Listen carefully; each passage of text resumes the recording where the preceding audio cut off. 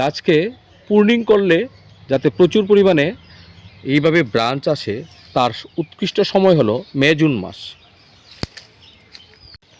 এইভাবে প্রুনিং করে দিলে দেখুন অনেকগুলি ব্রাঞ্চ হয়। এখানে 3টা এসেছে, এটার মধ্যেও 3টা এসেছে, 4টা এসেছে, এটার মধ্যে 2টা এসেছে, আবার এখানেও আসবে।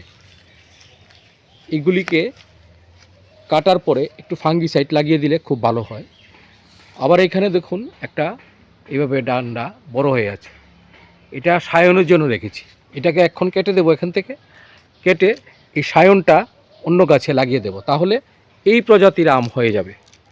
এভাবে গাছকে প্রুনিং করে দিতে পারি, তাহলে গাছটা ঝোপালো হবে এবং আগামী দিন যত ব্রাঞ্চ বেশি হবে তত প্রচুর পরিমাণে ফলের সংখ্যা বেড়ে যাবে এবং প্রচুর পরিমাণে ফল হবে, গাছটা ঝোপালো হয়ে যাবে, চারিদিকে সুন্দর হয়ে যাবে। মে জুন মাস হলো উৎকৃষ্ট সময়। এরপরে যদি আমরা করি তাহলে কি হবে, আমের ফলনটা আমরা ঠিক সময়ে পাবো না। কারণ এইটাও 6 মাস পুরনো হলে তারপরে এটার মধ্যে মুকুল আসবে। তাহলে আমরা যদি যত দেরিতে কাটবো তত দেরিতে সেটা ম্যাচিউর হবে, তাহলে আমরা সঠিক সময়ে এটার মধ্যে মুকুল পাবো না। আজকে মে মাসের 30 তারিখ, সবগুলি ডালা কেটে দিয়েছিলাম, কিন্তু ওই ডালাটা আমি কাটিনি। এটাকে কাটবো এখন, আপনাদের তার জন্য আগে দেখিয়ে নিচ্ছি একবার। এটাকে অন্য গাছের মধ্যে লাগিয়ে দেবো, এটা একটা সায়নের কাজ করবে। এটা হলো সায়ন, বাকিটা আমি ফেলে দেবো,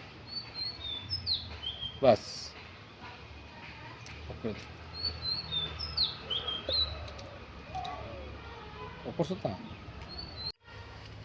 মাল্টি ড্রাফটিং করেছিলাম এই গাছটার মধ্যে, দেখুন কি সুন্দর সায়নটা টিকে গেছে।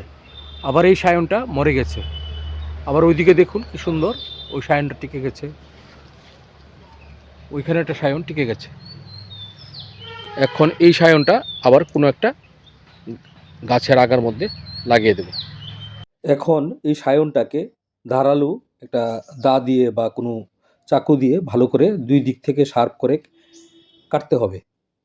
তারপর যেই ডালাটির মধ্যে আপনি লাগাবেন সেই ডালাটিকেও মাঝ বরাবর একটু কেটে নেবেন। তারপর এর মধ্যে সায়নটিকে ঢুকিয়ে ভালো করে ট্যাপ দিয়ে এভাবে লাগিয়ে দিতে হবে যেন কোনো জল বা বাতাস বাইরে থেকে না ঢুকতে পারে। এভাবে 15-20 দিন রেখে দিলেই দেখবেন ওপর থেকে এটার মধ্যে নতুন ব্রাঞ্চ বেরিয়ে গেছে বা শাখা বেরিয়ে গেছে। এই ছিল আজকের প্রতিবেদন।